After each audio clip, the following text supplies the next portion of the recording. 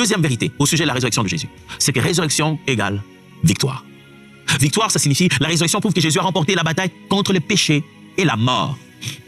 Deux ennemis farouches détruisaient, devrais-je dire, continuent à détruire aujourd'hui la vie de l'homme. L'un est la cause, l'autre est l'effet. L'un est l'action, l'autre est le salaire.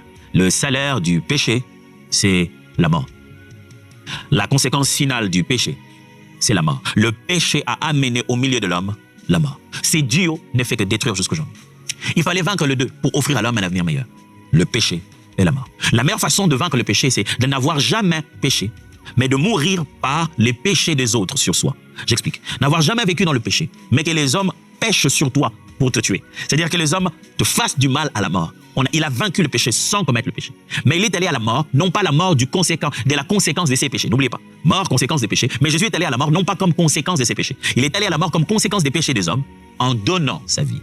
Pas que les hommes l'ont ôté, il a donné sa vie. Après cela, il a prouvé qu'il a vaincu le péché. Il a vaincu le monde. Il a vaincu la mort.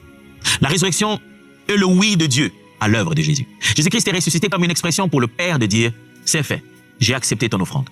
Viens. » Alléluia. Gloire à Dieu. C'est comme le souverain sacrificateur qui est entré. Et tout le monde s'est dit, oh, est-ce qu'il va sortir? Est-ce qu'il était pur? Est-ce qu'il était bon? Est-ce que l'offrande a été agréée? Est-ce qu'il ne va pas mourir à l'intérieur? Mais quand on le voit sortir, c'est pourquoi c'est beau la phrase que Jésus-Christ a prononcée à sa résurrection. Il est là, il a parlé aux disciples qui étaient là ensemble. Il leur dit la même phrase qu'a dit le souverain sacrificateur à tout moment, lorsqu'il sortait des saints et qu'il venait proclamer la paix au peuple.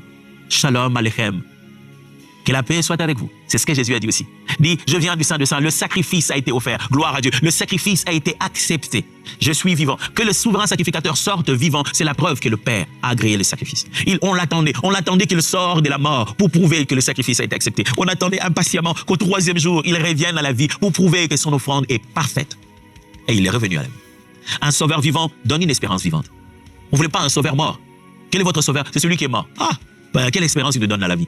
C'est quoi son message? Que nous allons tout juste mourir? Non, notre Sauveur donne une espérance vivante parce qu'il est mort et ressuscité. C'est ça la force du message chrétien. Il est mort pour tes péchés. Il est ressuscité pour t'accorder une vie éternelle.